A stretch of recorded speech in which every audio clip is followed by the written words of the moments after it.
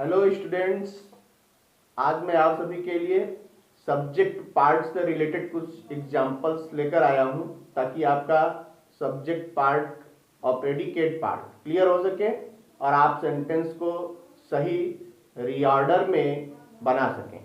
इसके लिए आपको इसके पहले की वीडियोस सब्जेक्ट प्रेडिकेट्स से रिलेटेड जो वीडियो बनाई गई हैं उन्हें आप देखें और उनके नियमों को समझने का प्रयास करें और यहाँ के एग्जाम्पल से अपना कॉन्सेप्ट क्लियर करें। जैसा कि हमने बोर्ड पर पहले से ही लिख रखा है, एग्जाम्पल्स ऑफ सब्जेक्ट। सब्जेक्ट को इसमें आपको निकालना है। जैसा कि आप जानते हैं कि किसी भी सेंटेंस, आप यहाँ पार्ट ऑफ सेंटेंस चैप्टर को देख रहे हैं जो आपके कॉम्पिटिटिव एग्जाम्स में, हाई स्कूल, इंटरमीडिएट, सारे बोर्ड्स में ये जो है एक इम्पॉर्टेंट टॉपिक है।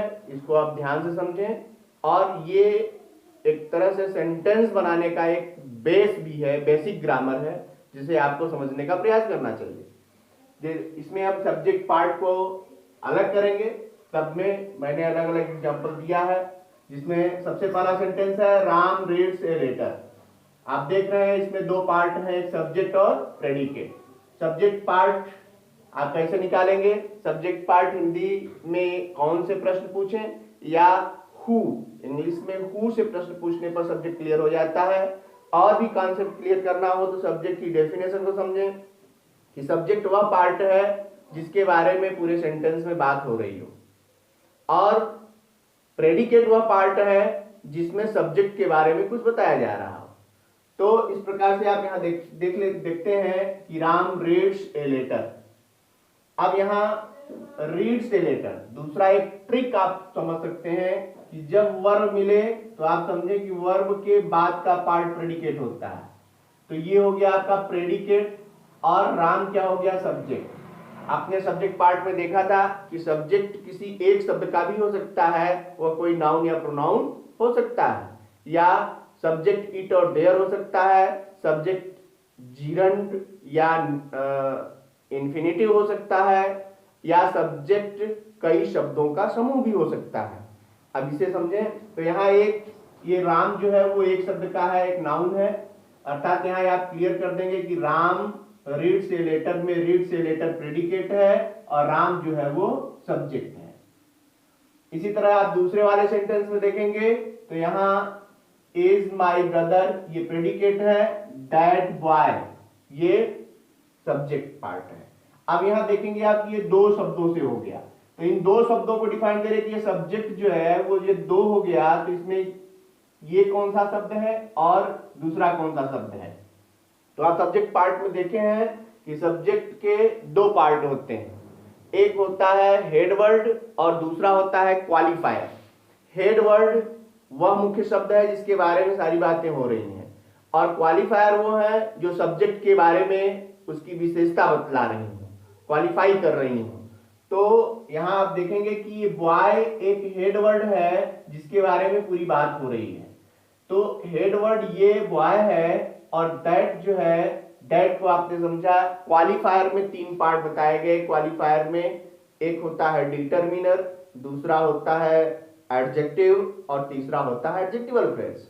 डिटरमिनर क्या होता है? तो आपने समझा था कि डिटरमिनर जो होते हैं वो सबसे पहले उसमें आर्टिकल्स आते हैं। आर्टिकल्स के तीन शब्द हैं, ए, एन और द। आर्टिकल दो होते हैं, डेफिनिट आर्टिकल और indefinite article. Definite article, indefinite article में केवल तीन शब्द होते हैं, जिसमें ए और एन को इनडेफिनिट आर्टिकल कहते हैं और द को डेफिनिट आर्टिकल कहते हैं। तो आप ये समझें कि ए, एन और द ये जो शब्द हैं वो आर्टिकल्स हैं। उसके अलावा जो है वो डेमोन्स्ट्रेटिव होते हैं। लोग डेमोन्स्ट्रेटिव के शब्द भी डिटरमिनर होते हैं, जैसे दिस, दैट, दिस, दोस, ये भी जो है डिटरमिनर होते हैं। इसके अलावा जितने भी पॉसेसिव केसेस होते हैं वो सब डिटरमिनर के प्लेस पर आते हैं और डिटरमिनर कहे जाते हैं। इसके अलावा वो क्वांटिफायर एक शब्द है।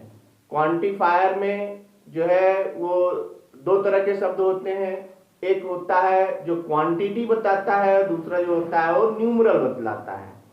तो इसके बारे में आप डिटेल पिछले की वीडियो में देखेंगे जिसमें सब्जेक्ट पार्ट को समझाया गया था, तो उसमें आपका कॉन्सेप्ट क्लियर हो जाएगा। तो ये आप क्लियर करें कि ये दैट क्या है, ये डेमोन्स्ट्रेटिव है, डेमोन्स्ट्रेटिव एडजेक्टिव के रूप में प्रयोग किया गया है, और ये बॉय की जो है विशेषता बतला रहा है, इसलिए ये डिटरमिनर है और ये सब्जेक्ट यानी हेड वर्ड है, यही दो शब्दों से मिलकर बना है। और इधर ये प्रेडिकेट का पार्ट है। प्रेडिकेट पार्ट को अभी हम अगले एग्जांपल्स में और कॉन्सेप्ट क्लियर करेंगे, पहले आप सब्जेक्ट क्लियर करें। सब्जेक्ट यहाँ एक शब्द का था, यहाँ दो शब्दों का हुआ, एक डिटरमिनर और एक हेड वर्ड हुआ। आगे सेंटेंस में लीजिए, तो a black cow is grazing in the field, यहाँ आप देखेंगे कि a is grazing in the field ये प्रेडिकेट का पार्ट है, और ए ब्लैक काउ ये सब्जेक्ट का पार्ट है। इसमें भी आप अब थोड़ा बड़ा हुआ, ये शब्दों का समूह है, ग्रुप ऑफ वर्ड्स हो गए, तो इसमें आप देखेंगे कि ए जो है वो डिटरमिनर है, ब्लैक जो है वो एडजेक्टिव है। एडजेक्टिव के बारे में पिछले वीडियो में आपको बता दिया गया है कि adjective is a word which qualifies noun और प्रोनाउन। और एक चीज और है कि एडजेक्टिव जिस शब्द की विशेषता बतलाता है वह उसके पहले प्रयोग किया जाता है। एडजेक्टिव के दो यूज होते हैं, उसको आप एडजेक्टिव पार्ट ऑफ स्पीच में देखेंगे। फिलहाल यहाँ एडजेक्टिव किसी नाउन के लिए आ रहा है, इसलिए उस नाउन के ठीक पहले प्रयोग होता है। तो ये हो गया आपका डिटरमिनर, ये हो गया एडजेक्टिव, और ये हो गया हेडवर्ड। हेडवर्ड एक जरूर होगा, ये आप ध्यान देंगे। जैसे नेक्स्ट में आइए, तो ये है सम गुड बॉयज, सॉरी यहाँ बॉयज होगा, some good boys in the class are learning their lesson. तो यहां आप देखेंगे कि ये some good boys in the class, ये पूरा सब्जेक्ट का पार्ट बन गया, और ये are learning in their lesson ये प्रेडिकेट का पार्ट है। तो सम गुड बॉयज ये कई शब्दों का समूह है। अब इसमें अलग अलग करें तो आप देखेंगे ये सब जो है क्वांटिफायर का क्वांटिटी बताता है, और गुड जो है वो एडजेक्टिव है, क्वांटिटी यानी ये डिटरमिनर का पार्ट है, तो ये डिटरमिनर हुआ, ये एडजेक्टिव हुआ, और ये आप देखेंगे कि ये हेडवर्ड है क्योंकि इसी के बारे में सारी बात हो रही है। और इन द क्लास जो है ये शब्दों का समूह है, और जब शब्दों का समूह एडजेक्टिव का कार्य करता है तो वह एडजेक्टिवल फ्रेज कहा जाता है। अर्थात आप समझेंगे कि ये एडजेक्टिवल फ्रेज है। आप पीछे की वीडियो में देखेंगे या सब्जेक्ट पार्ट को आप रूल्स को देखेंगे तो उसमें आपको समझ में आएगा कि ये एक प्रोसेस है कि पहले डिटरमिनर होगा, फिर एडजेक्टिव होगा, फिर हेड वर्ड होगा, फिर एडजेक्टिवल फ्रेज होगा। इसी तरह नेक्स्ट जो है एग्जाम्पल को लेते हैं। यहाँ लिखा है it is 8 o'clock by my watch.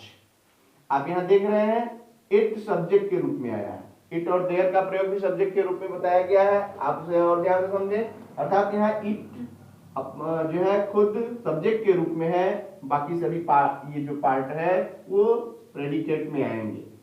Next में देखेंगे देयर का, तो देयर का ही प्रयोग आपने पढ़ा कि देयर का भी प्रयोग सब्जेक्ट के रूप में होता है। किसी का होना या न होना पाया जाए किसी जगह पे, किसी स्थान पे, तो वहां देयर का प्रयोग किया जाता है। और इट का प्रयोग समय, ऋतु, मौसम, दिन, महीना, वर्ष या किसी व्यक्ति वस्तु का परिचय करवाने के लिए इट का प्रयोग किया जाता है। तो इट हो गया सब्जेक्ट, देयर भी हो गया सब्जेक्ट, बाकी सब पार्ट जो है इधर वो सब प्रेडिकेट में आएंगे। नेक्स्ट में आप देखेंगे टू स्लीप इज एसेंशियल, सोना आवश्यक है। तो इज एसेंशियल तो प्रेडिकेट है, टू स्लीप ये सब्जेक्ट है, लेकिन ये सब्जेक्ट किस रूप में है? तो आपने इसे समझा था कि किसी भी वर्ब के फर्स्ट फॉर्म के पहले टू लगाने से इंफिनिटिव बनता है, और इंफिनिटिव नाउन का काम करता है, और वो जब नाउन के रूप में होता है तो सब्जेक्ट और ऑब्जेक्ट दोनों प्लेस पर आ सकता है। वैसे नाउन जहां जहां प्रयोग होता है वहां प्रयोग किया जा सकता है। फिलहाल यहाँ सब्जेक्ट पार्ट में देख रहे हैं, इसलिए सब्जेक्ट के प्लेस पर आ सकता है, अर्थात ये वर्ब के रूप में भी नाउन का कार्य कर रहा है, इसलिए सब्जेक्ट बना, और ये इंफिनिटिव है, यानी infinitive as a subject. Next में आप देखें तो swimming is a good exercise, तैरना एक अच्छा व्यायाम है। स्विमिंग क्या है? वर्ब के फर्स्ट फॉर्म में आईएनजी लगाने से ये जीरंड बना। जीरंड के बारे में पढ़ा आपने कि जीरंड वर्ब के फर्स्ट फॉर्म में आईएनजी लगाने से बनता है, और ये भी नाउन का कार्य करता है, और ये सब्जेक्ट के प्लेस पर आता है। इसलिए आप यहां देख रहे हैं कि जो है स्विमिंग नाउन के रूप में, जीरंड के रूप में नाउन बना, और नाउन के रूप में यहां सब्जेक्ट का कार्य कर रहा है। इसलिए आप देख, इस प्रकार आपने देखा कि इसमें जो है सब्जेक्ट के प्लेसेस पर किस तरह से अलग अलग शब्दों का प्रयोग किया जा सकता है। अब मैं आप सभी के लिए प्रेडिकेट का एग्जाम्पल लेकर प्रस्तुत होता हूं। That's all.